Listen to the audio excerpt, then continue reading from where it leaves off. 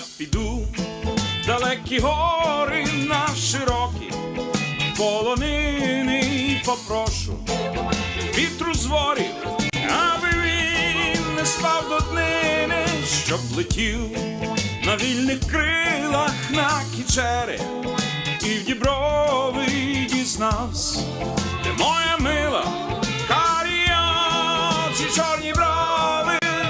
Мила моя, люба моя, світе ясен цвіт, я несу в очах до тебе весь блакитний світ. Я несу любов зажуру, мрію молоду, і цвітуть сади для мене, як до тебе йду.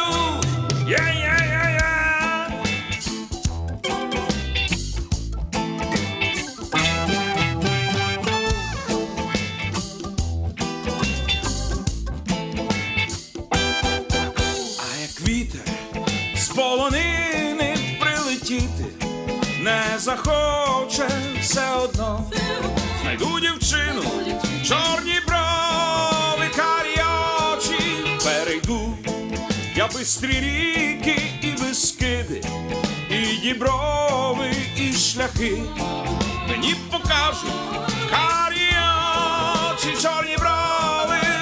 Мила моя, люба моя, світе ясен цвіт, я несу в очах до тебе весь блакитний світ. Я несу любов зажуру, мрію молоду, і цвітуть сади для мене, як до тебе йду.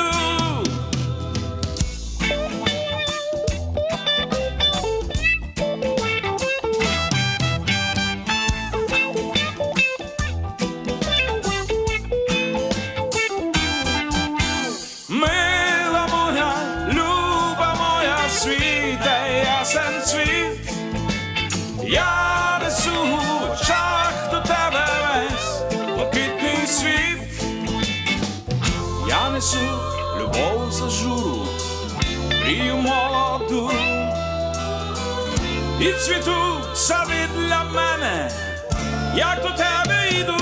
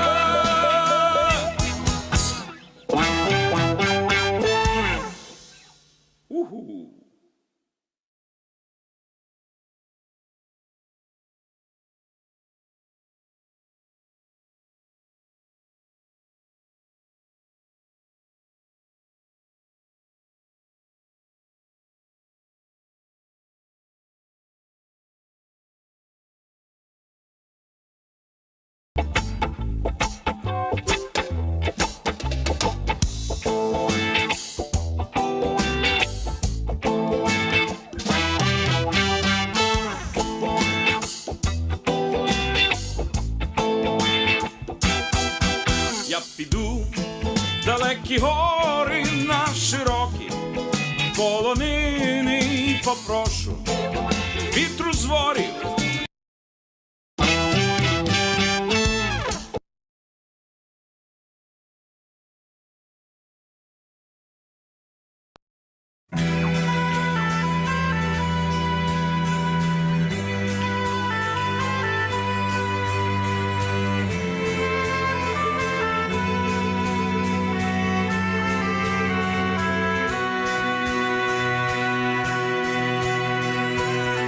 Ти признайся мені, звідки в тебе ті чари, я без тебе всі дні у полоні печалі, може десь у лісах ти чар зілля шукала, сонце руту знайшла і мене щарувала.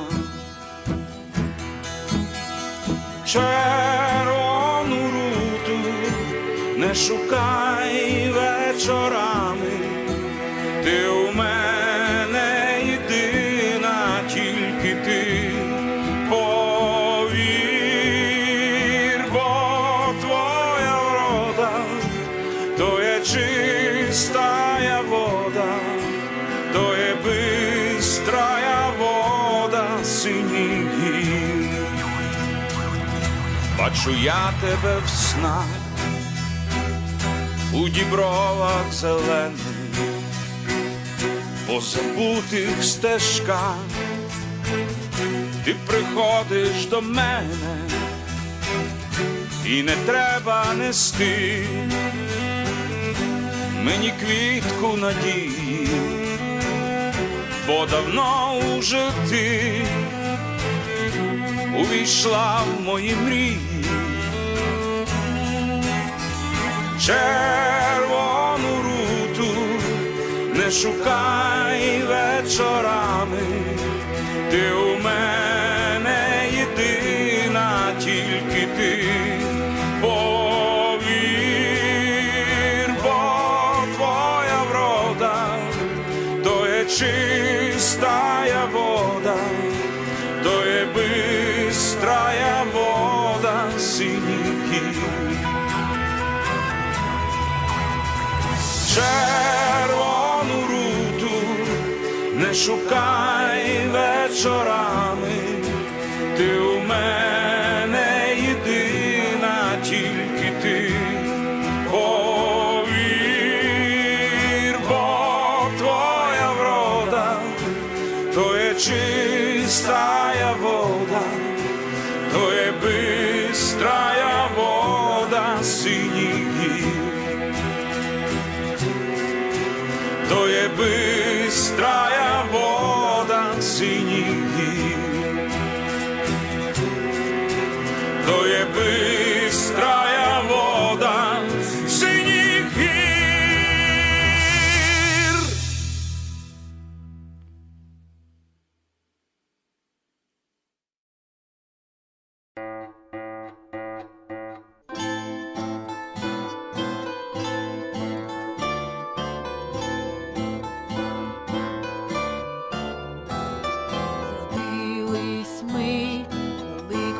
Години з пожеж війни і з полум'я вогнів плекав нас біль за долю України, зростив нас гнів і лють на ворогів. Плекав нас біль за долю України, зростив нас гнів і лють на ворогів.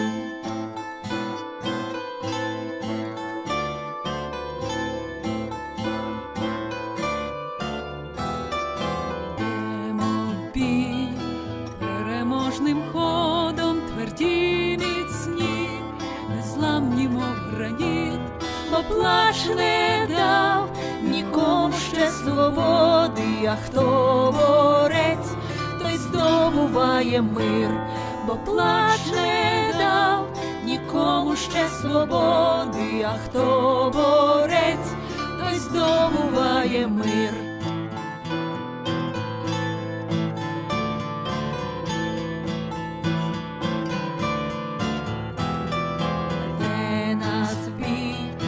Героїв наших слава, для нас закон, найвищий бо наказ, соборна українська є держава, Київ, Донбас і чий Крим, звісно, наш. Соборна українська є держава, Київ, Донбас і чий Крим, звісно, наш.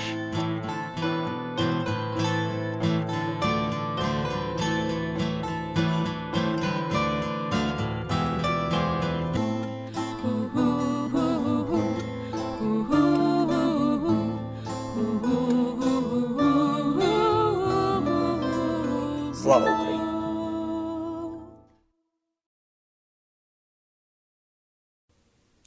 Hello, friends of Ukrainian Catholic University, and welcome to this fundraiser, Adopt a Student. My name is Donna Kurczynski, and I'm one person in a team of people putting this fundraiser together. I'm here in Calgary, and our MC, Sofia Yusupovich, is in Toronto. We have speakers from Toronto. We have speakers from UKU in Lviv. We have musicians from Ukraine. We also have students who are telling us why it's so important to support them. But most of all, we have you, and thank you for being here. You are the key to the success of this fundraiser. You are here because you understand how important it is to support anything in Ukraine. And by the end of this telecast, you will understand more clearly why it is so important to support these students from UCU at this time. At any time during the show, you may have a question. So all you can do this, go to the bottom of your screen, and you will see a button that says chat. Click on that and type out your question, and we will answer them towards the end of the show. So, relax, get yourself a cup of tea, or if you prefer something a little stronger, maybe a glass of wine, or if you're really, really Ukrainian, a kilishok of vodka. But do not forget your credit card. So, we will be back in a few minutes. We will be seeing you. Stay where you are.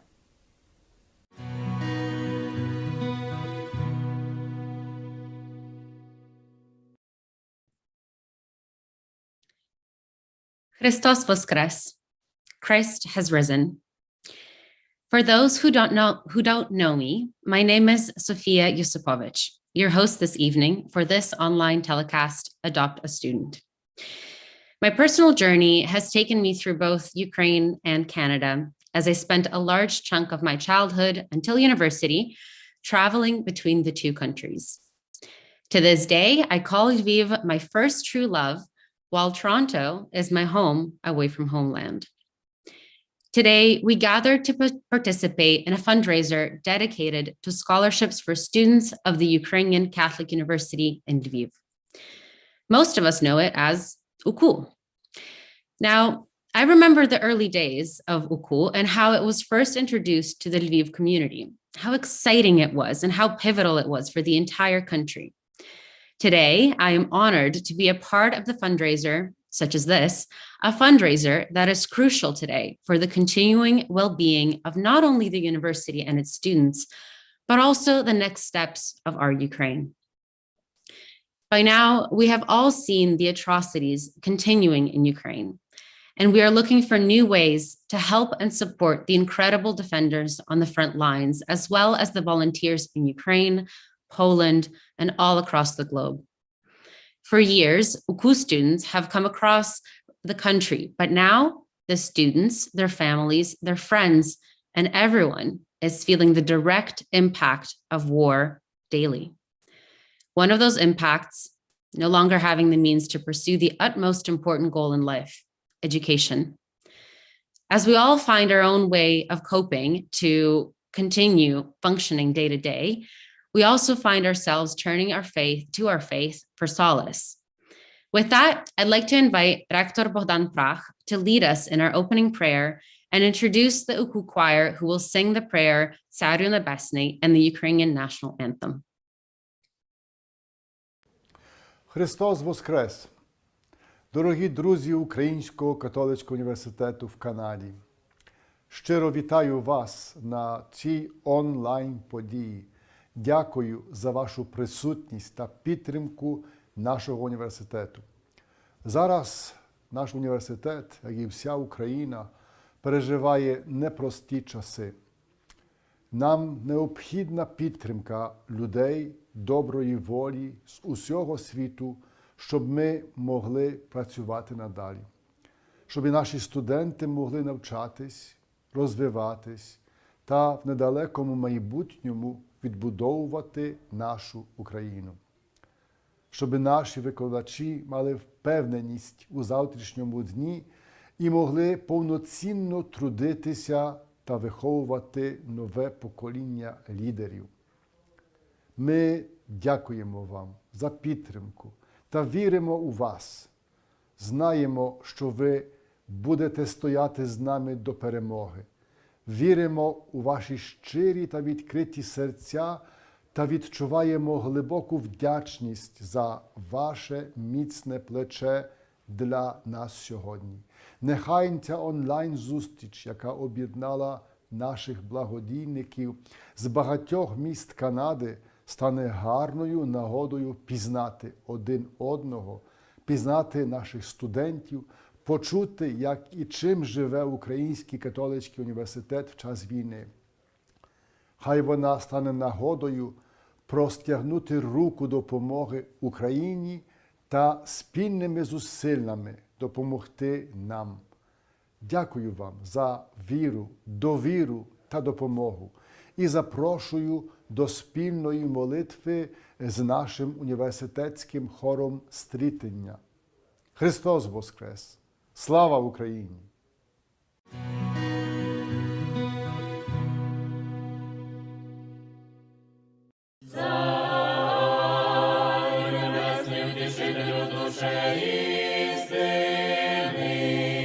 Що всюди си все наповняєш, скарби ніби життя подателю,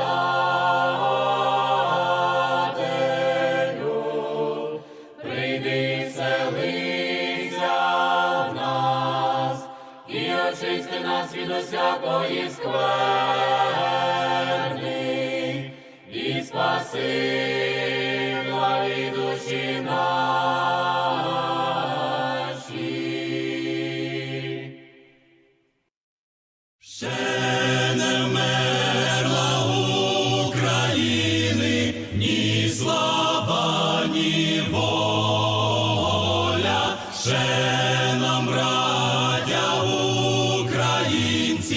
Усміхнеться доля, згинуть наші вороженьки, як роса на сонці. Запануєм і ми, браття, у своїй сторонці,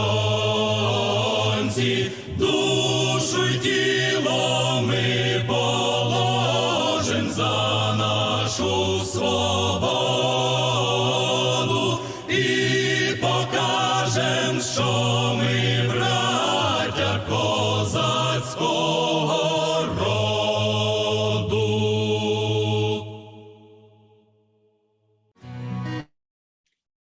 Thank you, Rector and the Uku Choir. Дякую. And a warm welcome to everyone online who is joining us from across Canada, the United States, and other parts of the world, especially Ukraine. Вітаю.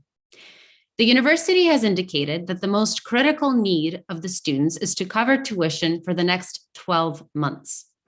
Throughout our time together, you can pledge online at ucef.ca, or you can call us and speak with Oksana in Toronto at 1-866-871-8007. You can see the phone number on the screen, and you can also see the website if you'd like to write it down. Adopt a Student accepts any payments towards tuition. It is possible to cover 6 months of tuition for $2,100 or a full year for $4,200. Now, if we really want to step it up today, we can aim to reach a total of $84,000, which will then cover 20 full scholarships. Each donor will be provided either 6 or 12 months worth of tuition and will be directly contacted by the student receiving the funds. All other donors, regardless of how much you donate, will receive further information on how their funds are helping students in the coming weeks. I'd also like to introduce the thermometer, which you now see on the screen, which will help us indicate the number of pledges and donations coming in throughout our programming. As the donations continue to come in, we will be able to watch their progress. Now, before deciding just how much you'd like to donate, it is important to understand why we're here, gathering donations in the first place. Many of the UCU students had very different plans for the coming months of this year, whether that was to graduate and travel, or begin their studies and dedicate all their time to research and learning. To better understand how these same UCU students are now helping on the front lines of Ukraine, please turn your attention to the following.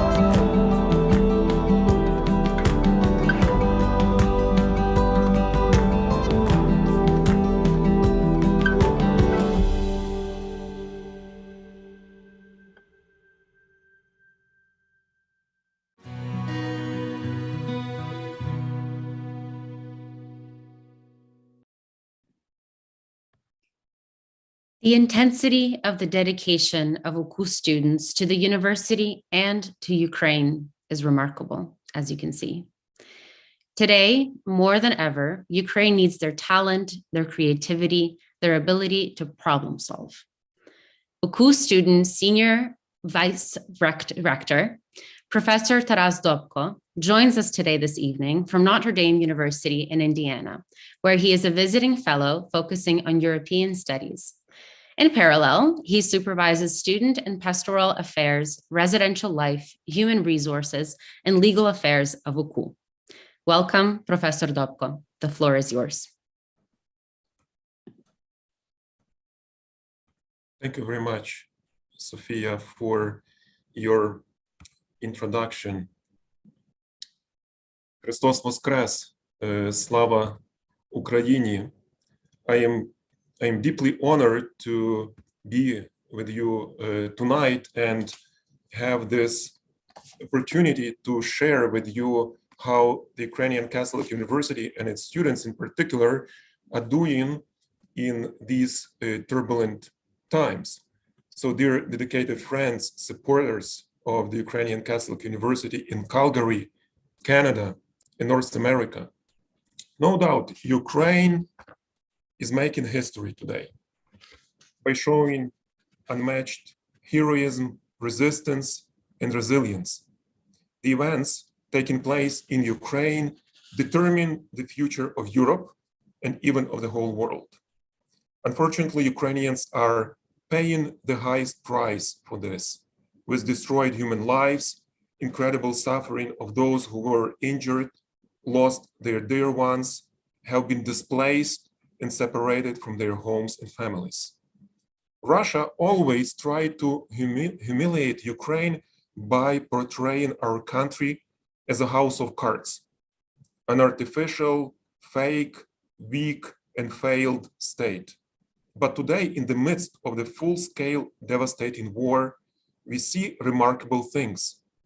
The Ukrainian armed forces are fighting back the Russian military. The banking sector is well and alive. Retail is functioning. Trains are running. Utility services are doing their job. Business is coming back to regular operation. And last but not least, schools and universities are teaching. It doesn't look like a dysfunctional and weak state, does it?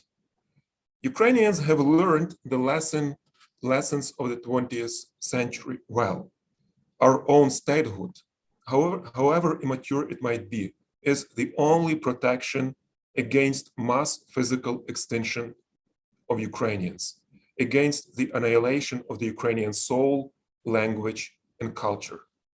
But we are in a war, and the situation in Ukraine is precarious. The Office of the UN High Commissioner for Human Rights recorded more than 7,000 civilian casualties in the country, almost 3,500 killed, and almost 4,000 injured. However, the UN also knows that this figure is likely considerably lower than the true civilian death toll.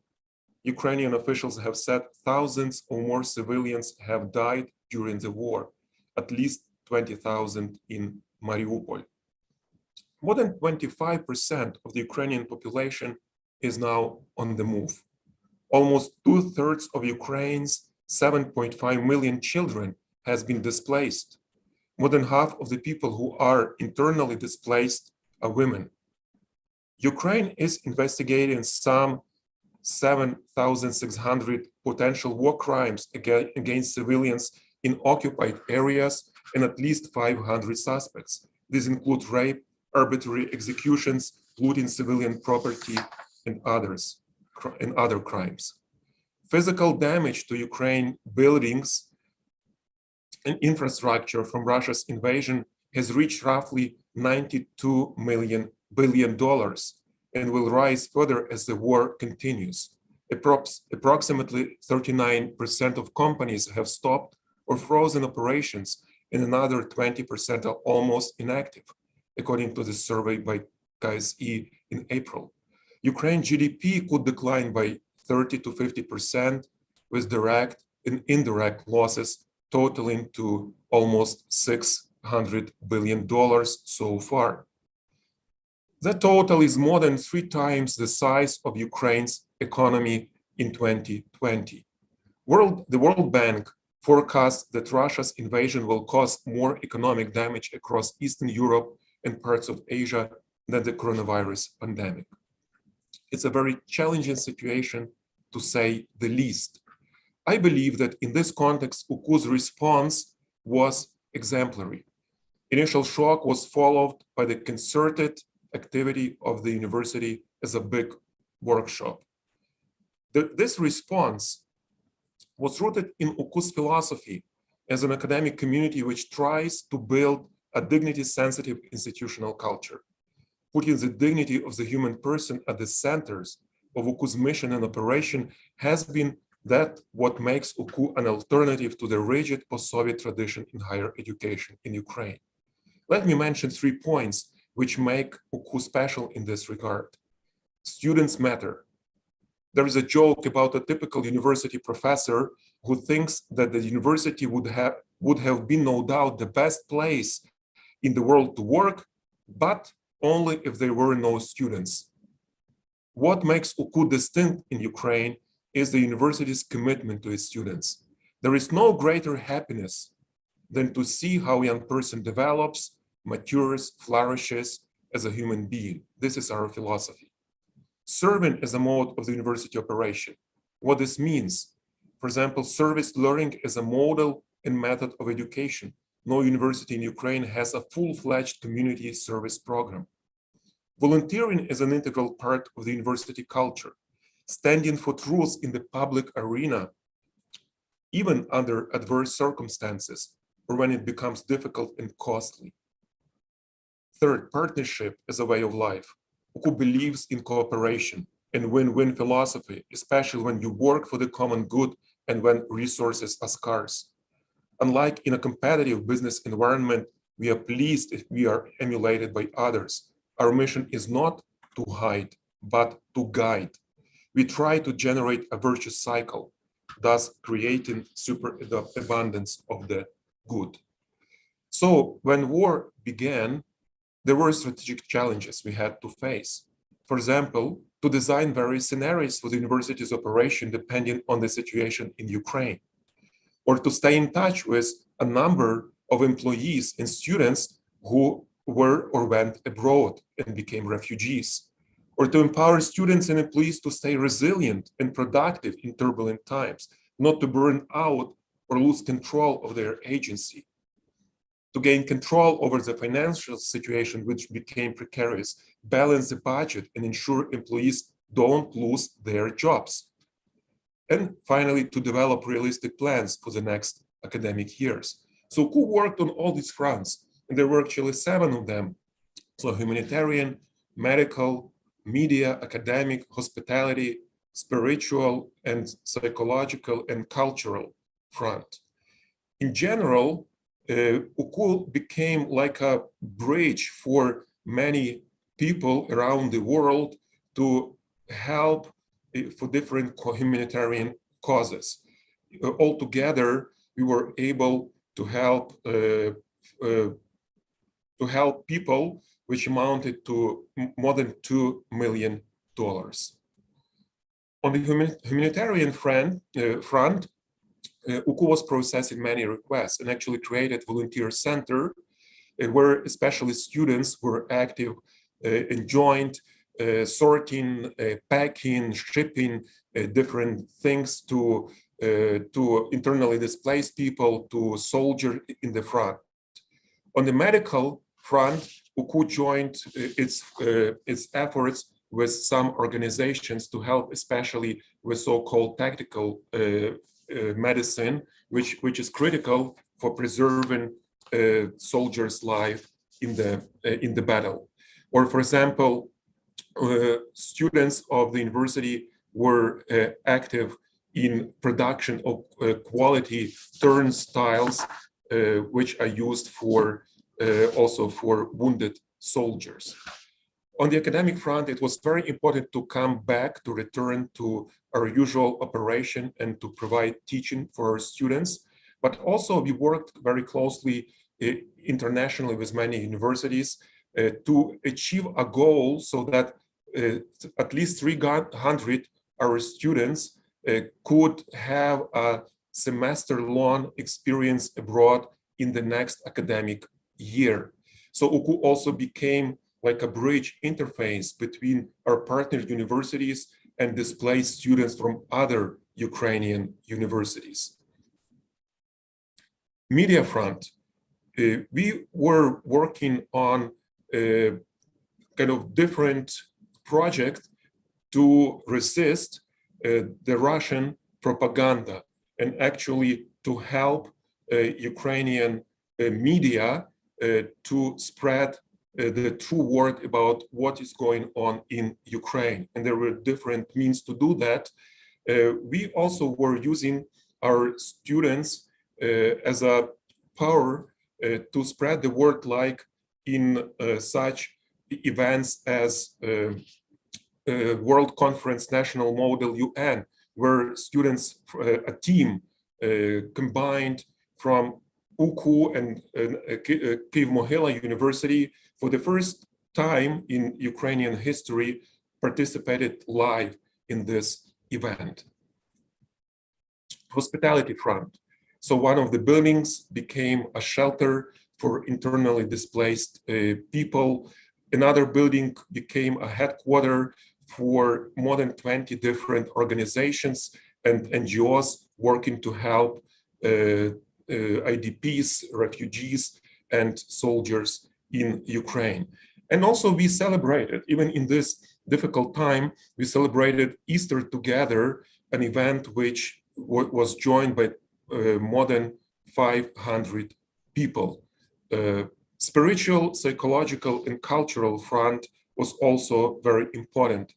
Prayer, counseling, arts, they strengthen our community's resilience. Our theater was doing great job both inside the university and outside the university, providing different performances and plays both to students and to refugees. There are many beautiful stories to tell about, concrete people. This is Yaroslav Volyaninov, who comes from Chernihiv, who studies theology, and who from the first days of the war joined the UKU Humanitarian Center and became also helpful in the activity of the student organization Teplodia, whose mission is to take care of the homeless, which prepares and distributes food for about 80 people in need in the center of Lviv every Monday. Or Yulia Seredinska, who is a first-year student of the UKU Law School Master's program. And she was part of the team of the legal clinic that was helping citizens of Ukraine with legal questions regarding many affairs, for example, social benefits of people who are will be crossing the border of Ukraine with other countries, or under martial law in Ukraine, and conducting other volunteer activities. So in general, if we now come to the financial situation, so UKU was in a precarious situation 2 months ago. We were not sure what to do because we lost income from summer schools, rental services, certificate programs. We lost income from the Ukrainian donors, but we wanted to preserve our team. We wanted to preserve our salaries at the pre-war level and not to lose our best people. So we had to find ways of balancing our budget, and we hope we will be able to do it. So mostly we had, of course, to cut on some maybe not that important projects, activities, and expenses, and in this way also to use some reserves to balance our budget for this year. But much more precarious situation is for the next academic year. So we could run into the budget deficit of up to 30% of our operational budget. We are very concerned about how many students will come to the university in this situation, if they will be able to pay tuition, which constitutes a significant part of the university income and to sustain its activity. We are especially concerned about some of our master programs because many people will not be able to invest so much time. They have to rescue their businesses, they have to work, to confront the difficult situation in their families, and probably will not be able to join graduate programs. Probably some of them should be suspended for put on hold for some period of time. So also it's very precarious about the fundraising from Ukraine, which is a significant part of our fundraising in our model. So we may lose at least $600,000 US for a year. So, but we expect, our faculty to be strong, to be involved into helping university to serve society, to provide a certificate program for retraining internally displaced people or veterans coming home so that they could integrate smoothly into a peaceful life. So how to respond? So we should preserve fundraising from abroad on the pre-war level. Non-salary expenses might be dramatically reduced to cover mostly the maintenance of the university and to achieve some reduction of the budget. New certificate programs will be offered, as I mentioned. The number of need-based scholarships should be dramatically increased to help needy students to join the university. For example, just to give you a general picture, during last academic year, almost 900 UCU students asked for some financial support. UCU managed to find more than 300 annual scholarships. Now, just also number, during this academic year, 345 students studied at UCU from these regions which were directly affected by the war. So given all of this, we are looking for a financial target to achieve, to find at least, to provide at least 1,000 students with different scholarships. And we are on good track on this. As you can see, there are already some confirmed scholarships or pledged scholarships, which amount to 400. And so our goal is at least to find 600 more. So the next year will be a transitional year. So we will use our international collaboration framework to keep UCU faculty and reduce the pressures on the UCU budget. We will develop and expand dramatically our international academic cooperation, as I mentioned, to provide opportunity for UCU students for full-fledged academic experience in international institutions. We will be looking for new sources for funding and to cover the budget deficit. We have to at least triple the number of need-based scholarships, and we will develop new fields of expertise to respond to the needs of people, church, and society which is affected by war. The UCU community clearly acknowledged the spiritual dimension of Ukraine's resistance to the unprovoked and unjustified aggression of Russia. Few believed in the ability of Ukraine to withstand the invasion of the second largest army in the world. But nothing short of a miracle has happened. The Ukrainian armed forces waged an asymmetrical warfare against the numerically and technically prevailing Russian troops. No wonder that often commentators turn to the biblical story of David and Goliath to describe the war waged by Russia against Ukraine. It was clear from the outset that reliance on purely immanent categories, worldly categories, to understand this war and appreciate the potential for Ukraine's resistance will lead to misjudgment and misleading conclusions. No wonder that many Ukrainians keep saying that it is God and not Putin who is the Lord of history. This is a profound source of our hope and resilience. Let me conclude by a personal observation. This year, the University of Notre Dame, where I am currently residing, celebrates 180 years since its foundation.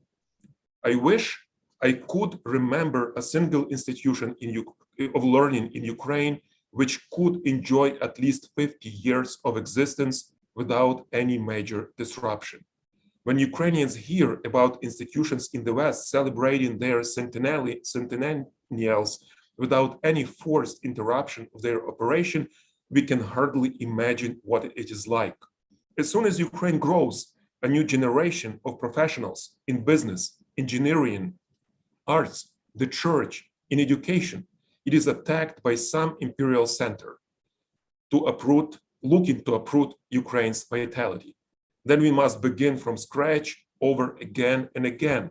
This was also, as you know, a story of UCU before. But today, the story will be different, I am sure. This time we are not alone. Ukraine is not alone. The entire world stands in solidarity with the Ukrainian people. UKU is not alone as well.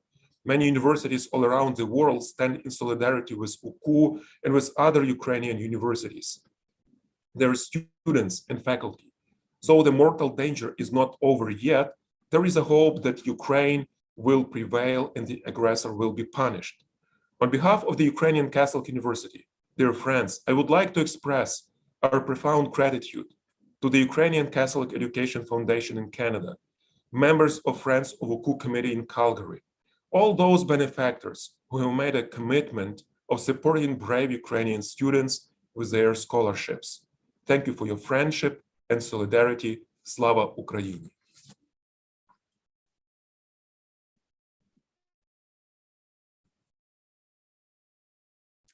Great. Thank you, Professor. Later in our telecast, we will invite Professor Dobko to join us once again and answer any further questions about the needs of UKU students. We actually ask you to submit the questions through the chat function at the bottom, and we will get to those questions in due time. And now it is my great pleasure to introduce Alexander Monastersky, a second-year student in political science from Ternopil, who will join us for a few words. Like many students, Alexander is an active student in the university's life. And as some of you may know, throughout history, it has been proven that students and youth have largely been the engines of change of various countries. With that, Alexander, welcome. Glory to Jesus Christ, our Canadian friends. I'm Alexander. I'm the second-year student of political science at Ukrainian Catholic University. And now we are in a volunteer center of UKU. That's the place where I'm literally living for the last few weeks. And this is the place where I'm trying to combine my studies and all the volunteering duties. During the last few weeks and while working in this center, I understood how it's crucial to support refugees and people in need all over Ukraine. And that's why I'm here, and that's why I'm doing all of this. But at the same time, we understand that we have to support our students who are studying and also trying to volunteer at the same time. First of all, I would like to say a big thank you for all your support and for all your efforts that you are enhancing in supporting and helping us. We understand that students and the youth were the engine of any type of historic changes during the times, during the history, and now this is the thing that's crucial, and we feel that to keep going, we need your support. And that's why I would like to ask you to support us, to support our volunteers, to support our country, and only together we will win. Slava Ukraini! Thank you, Alexander. Now, let's have a look at our thermometer. Let's have it up on our screen so we can see. Wonderful. Well, I'd like to thank all who have contributed already. It looks like we are here at 63,000 with all your help. So thank you so, so much. Reminder, our goal for today is actually 75,000. And over the next little while, we will continue to showcase the importance of these donations and your support. So keep them coming. And again, this is the phone number as well as the website, which you can visit to submit your donation.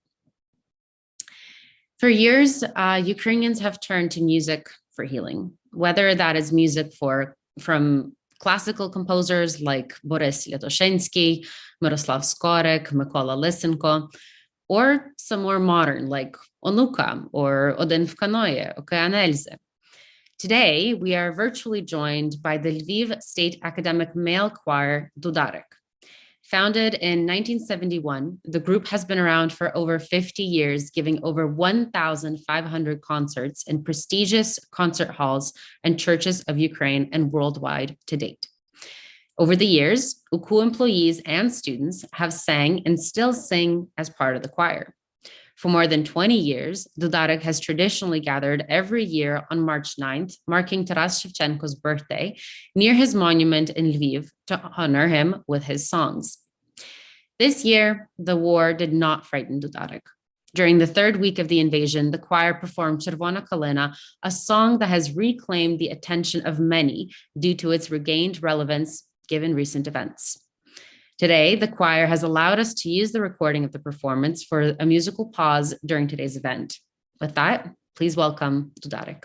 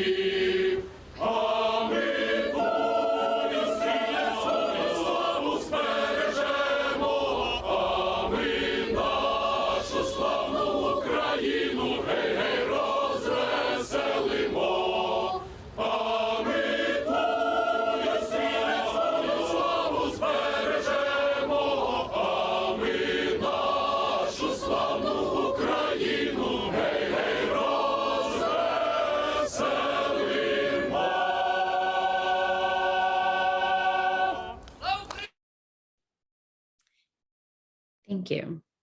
The Ukrainian Catholic University has requested financial support from Ukrainians and allies from around the world to step up and find it in themselves to help students whose parents are either displaced, unemployed, or have been killed in the war.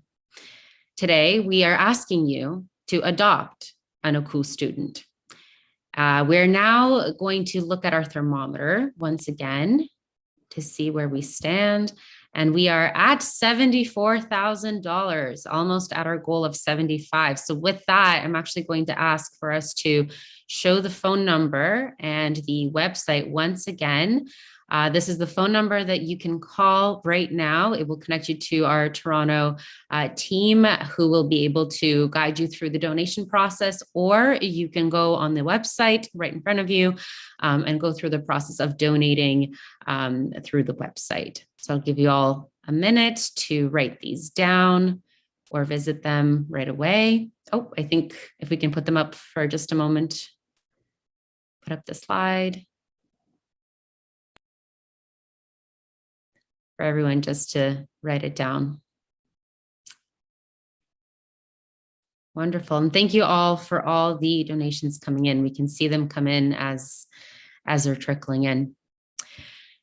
Next, we have Ivanka Poklikovska, who graduated from UKU's social work program in 2016.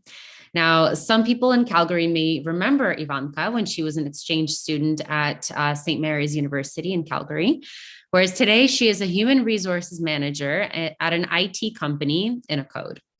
Ivanka joins us to share her story, as there are many like her who have completed their studies and have now taken on the world headfirst, even though it might not be as she imagined. Slava Ukraini! Glory to Ukraine! It's a great honor to be with all of you this evening, even online. My name is Ivanka. I am a graduate of Ukrainian Catholic University. In 2013, I was in Calgary as a student in an exchange program between UKU and St. Mary's University. Then in 2019, I visited Calgary one more time as a guest speaker. So hope you still remember me. Many important changes have taken place in my life since we saw each other last time. Last summer, I married a wonderful man who is my support and love of my life. Together, we started building a home for our young family. Also, there were important changes in my career. I am working now in a Norwegian, Ukrainian IT company as an HR manager. So I traveled a lot, built lots of plans, and was completely happy with my life. But then February 24th came. Russia invaded Ukraine, and it is already 2 months of Ukraine's heroic resistance against a full-scale Russian war. And during this time, many of you wrote to me and asked if I'm okay. So I am in my hometown Lviv in Ukraine, one of the farthest cities from Russia, where many people from Bucha, Kharkiv, Kyiv, Mariupol, and others moved to find a shelter and a safer place. But just a couple of weeks, Lviv was attacked. 5 bombs, 4 hits, 7 deaths, at least 11 injured, including 1 child. So to answer your question, yes, I'm okay for now, but there is no safe place in Ukraine. I heard more than 80 air raid sirens during these 2 months, and which means that we were in danger more than 80 times. When I hear the sound of the air danger, I am always trying to remember and imagine some of my safe places. And in my mind, I always come back to St. Stephen's Church or to Irene and Peter Sredzinski's house. I felt your support 9 years ago, when I was just a scared little girl who visited Canada for the first time. And I feel it now. I still feel your support, and it doesn't matter how many miles are between us. So thank you for that. You would ask me, what can we do for Ukraine to stop these crimes and bring the victory closer? First and most important is to continue to support our brave army, because the best humanitarian aid is to stop the enemy when he is aiming a missile at a hospital or a kindergarten or a house. Buying weapons and armored vests for the armed forces of Ukraine, it is extremely important. But investing in education in younger generation is a manifestation of strategic thinking and work for the future. Most students now do not have the opportunity to pay for their education. But we know how important is quality education, especially in the example of ignorant Russians who doesn't have any critical thinking. So please adopt a student of Ukrainian Catholic University. On February 24th, the lives of all Ukrainians were divided into before and after. But now the whole world knows that Ukraine is a country of freedom, courage, and dignity. We will win this war and destroy Putin regime, as life will defeat death and light will overcome darkness. And on behalf of Ukrainian Catholic University and Ukraine, I thank you. Slava Ukraini! Героям слава! Speaking of St. Mary's University in Calgary, the outgoing president, Dr. Jerry Turcotte, has been a front row supporter of the exchange program between St. Mary's and UCU for years. He's with us today to share a few words of his own on why it's important to support UCU students with scholarships at this very critical time. I think the world recognizes the catastrophe that is taking place right now in Ukraine, and we know that this has an impact on every level of society, but imagine the impact it's having on students who are trying to study and also support their country. So right now, if it's possible, I would urge everybody to support the Ukrainian students so they can continue with their education, even in the midst of all these challenges, because they will be needed, to rebuild and to make the world a better place. I think it's pretty uniform that all of the students who have come here have, first of all, brought an incredible energy and dynamism and a real thirst for knowledge about the world and about their education. But equally important for me was their commitment to social justice, that they were keen to go back to their homeland and make a difference in their community. And we know that many of them, when they graduated, did precisely that they went and they made an impact in their community, some entering politics, some volunteering, and so forth. So again, this is really, if you can support the students, you are supporting the future of Ukraine and the future of UCU. Thank you.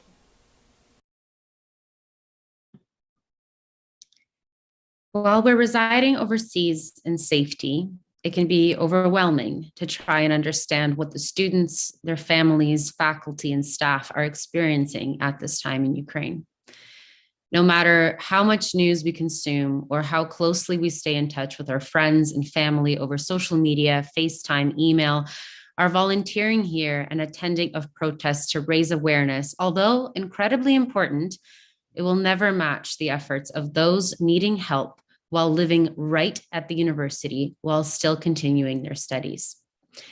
Third-year sociology student Darina Kolmek from Kharkiv is a student leader and volunteer. She kindly agreed to join us today and help us understand what is happening around her and why it's important to remain hopeful, but also to adopt a student. Dear friends of UCU, my name is Darina. I'm 20 years old, and during this short period of my life, I have survived 2 revolutions, a pandemic, and a war. It's valuable and at the same time scary to realize. During the war, we talk a lot about cruelty, death, and violence. But I want to talk about dreams. After all, despite the pain and regret, I want to see the light. And one of my big and desired dreams is a home. I come from Kharkiv, a city that is now suffering from Russian missiles. This is a city that I associate with spacious fields, with my grandmother's borscht and my grandfather's garden. Russian troops are now destroying all my material memories, which were kept in Kharkiv theaters, parks, and even apartments. In almost 2 months of the war, I can share 3 insights I took during this period. First, the community saves. UCU is a place where you will not be alone. And in the first days of Russian aggression, the community became a support for me when everything inside me was falling apart and hardened. Second, we need to talk about love. As it turned out, an emergency suitcase is not important. Because the most important thing is to hold your loved one's hand in your hand. There is a lot of pity in the war, but also a lot of love. Now I'm learning to talk about how I feel to people who are very close to me.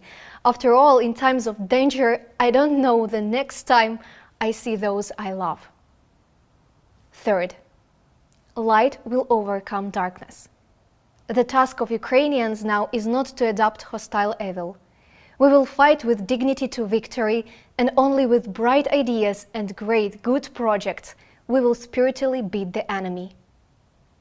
UKU students now need your support more than ever. We suffer financial and moral losses because some of the students have already lost their homes, friends, or relatives. We want and we will be the intellectual front of Ukraine, but with your support, we will be able to do it easier. Stand side by side with us. Now Ukraine is a reliable defender for the whole world against Russian aggression. We will definitely win. Glory to Ukraine. Glory to heroes.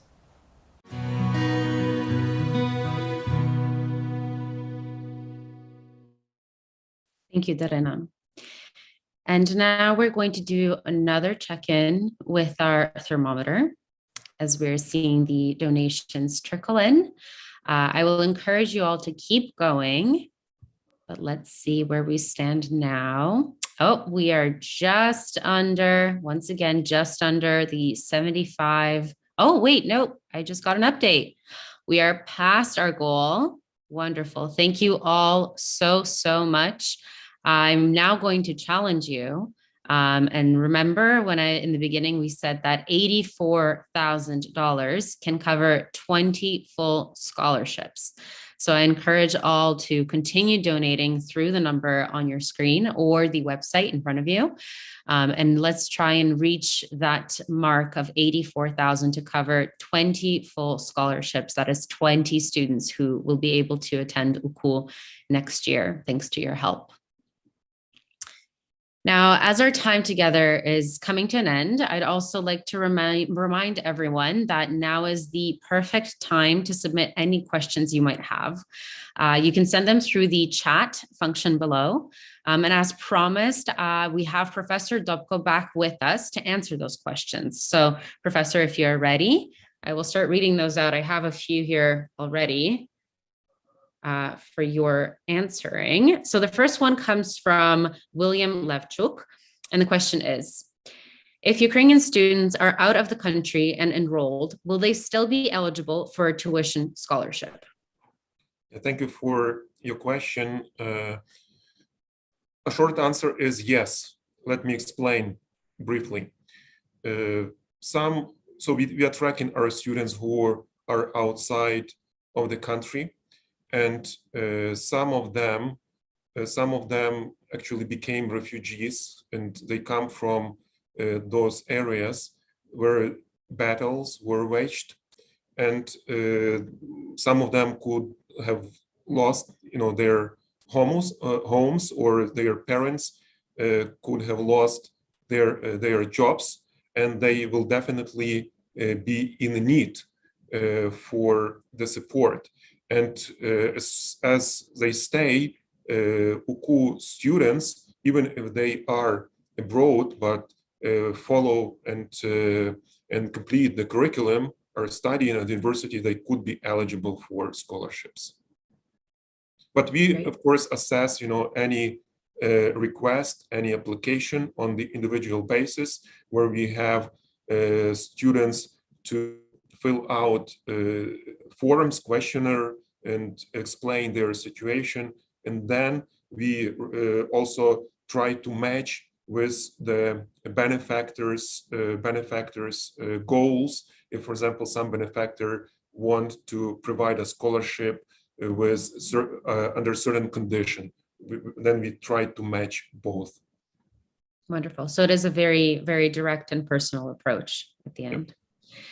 Great. Another question I have is from Peter Bulkovsky, who asks, what is the percentage of foreign students attending UKU, and would they be eligible for a tuition scholarship?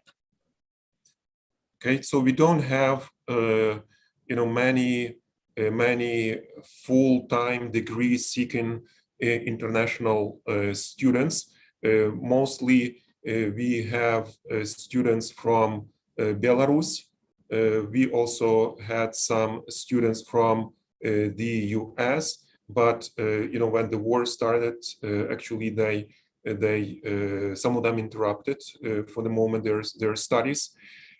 But when most of our foreign students actually come to our summer schools, and they are not full-time students, as you can imagine, so they could not be eligible for scholarships. But those international or foreign students, let's say, who are full-time at UKU and who stay UKU students, if they are in need, they could be eligible for scholarships as well. Okay, wonderful. Thank you. The third question is from Michael Daniluk, and he asks, UKU's strategy is impressive. Will the full curriculum be available online in the 2022 and 2023 school year? It's a difficult question to answer. It depends a lot on how the situation develops. So it's somehow we have like plan A and plan B. So plan A is, of course, to provide full curriculum by means of our own faculty and maybe invited faculty as well. And even more, I would say, so we now are working how to make our curriculum, especially core curriculum and our electives, even more relevant to the present situation. Now, my experience is when I was talking with our students, many of them express their expectation that what changed, in their studies after the war began, they became like allergic, to courses which seem like purely theoretical and which are not able to explain the direct connection to the reality around the students, so that they could use these courses to better understand their own situation and how they could help, how could they be productive in such a situation. So what we are going to do, we would like to adjust many of our courses really to the present situation. I will give you an example. For example, a big question is how to live under occupation. Now, many Ukrainians in Ukraine, for example, in Kherson region, but not only that, in Zaporizhia region partially, so are under occupation, and how to live, under occupation. And, for example, the history of the Ukrainian Greek Catholic Church in Soviet times could provide answers to this, could provide models of operation, of behavior under occupation.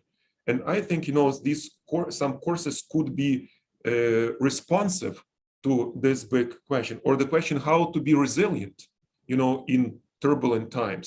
So many courses, not only in psychology, but also in other subjects, could integrate this topic and help students to respond. So we have a plan B. So plan B is what we started doing also this semester already, where we, some of our faculty members were so heavily involved in volunteer work, they couldn't continue teaching, their courses. So what we did, for example, we developed so-called DePaul University model. We collaborated with some universities abroad, especially Catholic universities, which opened their online courses for our students, and through us also to other Ukrainian students. So in this way, our students are completing their curriculum so that they could finish full academic year. So we will be very flexible depending on the situation.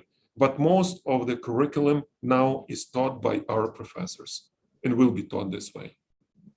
Wonderful. That really helps. Before we continue on with the other questions, I'm also hearing that there is a challenge happening in the chat where Mr. Eugene Roman has called out and called in others to sponsor an entire scholarship, an entire tuition piece for a student, which I remind you is $4,200.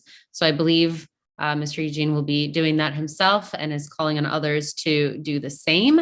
And a reminder that we have now upped our entire goal for the evening to 85,000. So another question that we have is from Maria Dizak. Given that UKU has shifted to online learning, do you see an opportunity to grow the number of students by recruiting more international students?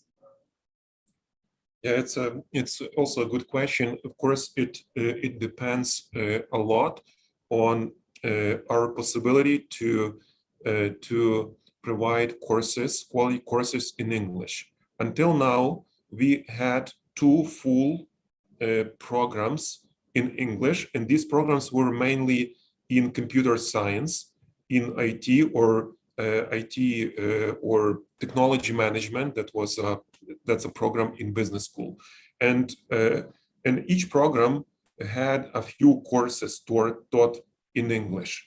So there are not so many, let's say, of them. But what we learned, also from the present situation, especially, when I was attending these online meetings between UKU students and students from other international universities, there were already 5 or 6 such meetings, which involve some of them, one meeting had like almost 300 people participating in it from other universities. That it was like a peer-to-peer contact. What was important, and I could say, the same from my experience at Notre Dame, that international students could learn a lot from their peers in Ukraine and from the situation in Ukraine. At least to start understanding not only Ukraine on its own terms, but also understanding how, the West, how, for example, the European Union overlooked, the growing darkness in Russia, and what, brought this war, this militaristic regime and aggressive regime to fruition in our times. So I think that there is a few days ago, there was, for example, a discussion about the future of East European studies in Western University organized here at Notre Dame.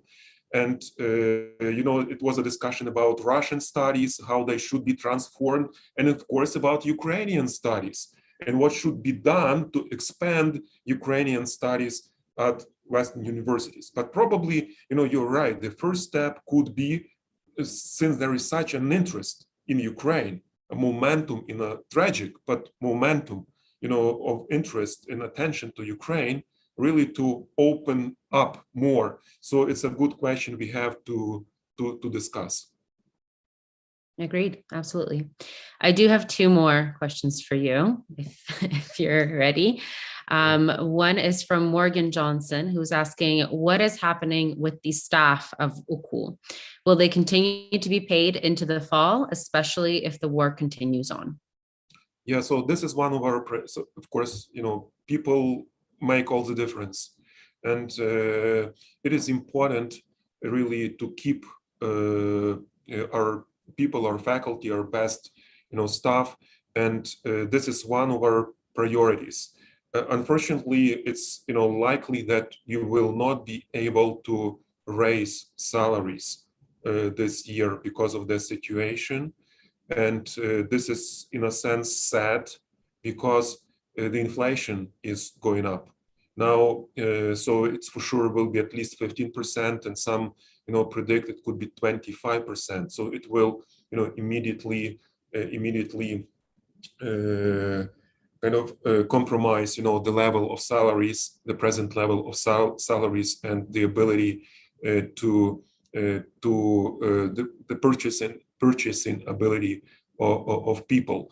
But we said, even when we envisage situation, for example, if we put on hold I mentioned some of our master graduate programs, so we will not fire people who will not be teaching, but we will be reorienting them. Precisely, for example, there is an idea, if somebody gets a space in his or her workload, one should develop an online course to reach out to audience not at UKU but outside of UKU, somehow to really spread the word and contribute more widely to society. And so perhaps in this sense, some laws could become a new opportunity for some people. So, but we want to preserve our team. Absolutely, and adjust to what we're facing, obviously. Adjust, right. Yeah. And then the final question, I think, is very important, and then I think a lot of people are curious about this too. It comes from Michael Daniluk, and Michael is asking, is UKU accepting students from other universities destroyed in the war? I'm assuming across Ukraine. We do. So at the moment, the academic process shifted, went online, and there are many reasons for this. We wanted, students to stay with their families, and we couldn't predict what is the situation in each family. So we said we should be as flexible as possible, even, for example, with different assignments, to adjust them to the particular needs of concrete students. And besides, you have heard that 2 of our buildings were given for other purposes than classes, to NGOs or to internally displaced people as a shelter. So we couldn't have on campus during the spring on campus academic life for our students. So we went online, and then we started to somehow to build on our contacts with other universities, like Sumy University, which was heavily destroyed. And what we did, we opened our online courses. Almost all our courses are online. So we opened it for interested students from Sumy University. I have heard about 60 students from this university using our resources. Of course, it's a very big university, and different students look for different options. Secondly, we also, as I mentioned, agreed with DePaul University that these courses from DePaul could be chosen by students from other universities through UKU. So UKU became like an interface, a bridge for other students for the resources of our partners abroad. So I think that about 30 students it required, of course, a good knowledge of English and good command of English from them, but that students from other universities, about 30 students from other universities used this opportunity. But honestly speaking, so I have to update, this information that I'm sharing with you about this question is like 3 weeks old. Perhaps something has changed. And what maybe last point about this? So we are thinking about how to recruit new students, and it is quite possible that, unlike previous years, there will be students coming not as freshmen, but really applying to join the second, the third, or the fourth, the first year of their studies at UKU, those who were displaced. Perfect. And once again, this just showcased the adjustments and the ability to help however UKU can. I think those are the questions that I have. That's all I have. So thank you, Professor. And as we conclude this telecast, I again call on all of you to donate as there is still time. I think we can take a quick look at the thermometer of where we stand right now. We're almost at that goal of 84,000. We can almost cover 20 full tuitions and find 20 students that can be helped out. So let's keep those donations coming in through the phone number as well as email. And now also would like to mention that you're able to mail a check. If that is something that is more convenient to you, it will go directly to the Ukrainian Catholic Education Foundation. You can mail it through paper mail. Those are the three ways that you can continue to donate throughout this evening. I'd like to thank all who showed up today with their donations, their presence, and their prayer. Our ongoing support is crucial to Ukraine and her defenders, as it is important to those gearing up to rebuild it. And of course, we will be there when it is being rebuilt, as it already has started. But it is important for us to continue supporting those who are there currently on the ground. So with that, Slava Ukraini, Heroyam Slava. I would like to introduce and welcome Andrew Ilnetsky for the closing remarks. Mr. Ilnetsky heads the Calgary Friends of Ukrainian Catholic University and has been with the committee since its beginning for more than 10 years. Mr. Ilnetsky, welcome.